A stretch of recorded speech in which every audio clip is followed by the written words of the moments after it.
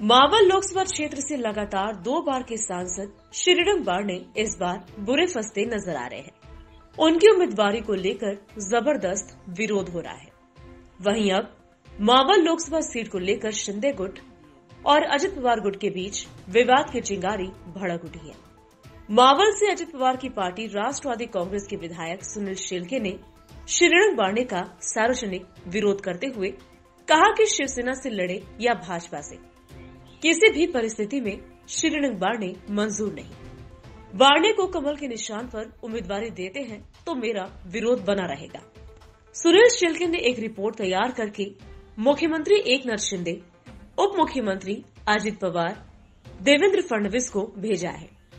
Report में लाखों राष्ट्रवादी कांग्रेस के कार्यकर्ताओं की भावना पहुंचाने का काम किया है।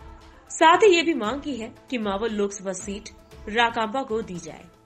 हमारे पास ऐसा उम्मीदवार है जो लगभग 1.5 लाख के मार्जिन से चुनाव जीतेगा। पिंपरी चिंचवड शहर, मावल, करजत या पनवेल में भी एनसीपी की अच्छी ताकत है। भाजपा की ओर से किसी नेता ने ये नहीं कहा कि बारणे भाजपा के टिकट पर चुनाव लड़े। भाजपा के पास कई अच्छे उम्मीदवार हैं। भाजपा उम्मीदवार आयात क्यों करेगी?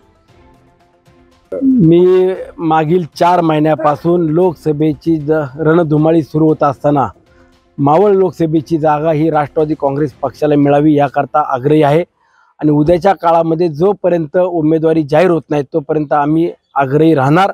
आमचा अधिकार आहे।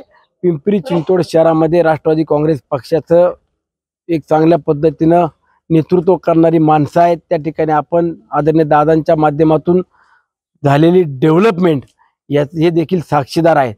पिंपरी चिंचवड असेल, मावळ असेल, कर्जत, पनवेल, उरण ह्या भागामध्ये देखील राष्ट्रवादी काँग्रेस पक्षाची ताकद प्रत्येक निवडणुकीमध्ये आपण पाहिलेली आहे आणि मावळ तालुक्यामध्ये सर्वांगीण विकास होत असताना ही जागा मावळ लोकसभेची मावळ तालुक्यातल्या उमेदवाराला मिळावी याकरता देखील आम्ही आग्रही आहोत।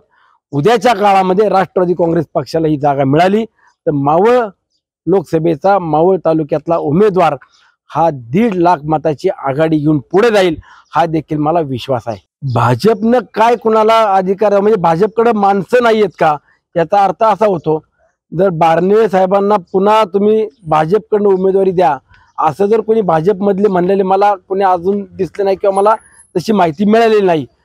परंतु जर भाजपकडे इतर इच्छुक असताना दुसरा व्यक्ती किंवा आयात उमेदवार ऐन वेळेला आणून उमेदवारी देणार असतील आणि ते सुद्धा जर मतदारांनी जनतेने स्वीकारणार असतील तर त्याचा आपण आत्मपरीक्षण केलं पाहिजे, तो विचार केला पाहिजे। माझा मतदारसंघामध्ये राष्ट्रवादी काँग्रेस पक्षाचा मजबूतीने उभा राहणारा उमेदवार आहे आणि त्या उमेदवाराला 1.5 लाख मताची आघाडी देणारी माझी मायबाप जनता खंबीर आहे।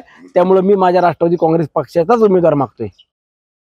ब्युरो रिपोर्ट, V न्यूज, मावल, पुणे।